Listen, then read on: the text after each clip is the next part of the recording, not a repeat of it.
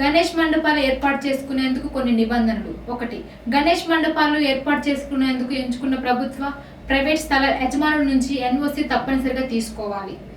వివాదాస్పద ప్రదేశాల్లో వినాయకుడి మండపాలు ఏర్పాటు చేసుకునేందుకు అనుమతి ఉండదు.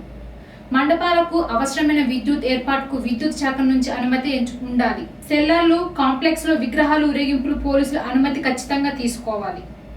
సుప్రీంకోర్టు ఉత్తర్వుల ప్రకారం రాత్రి 10 నుంచి మరుసటి రోజు ఉదయం 6 గంటల వరకు లౌడ్ స్పీకర్ల నిషేధం ఉంటుంది.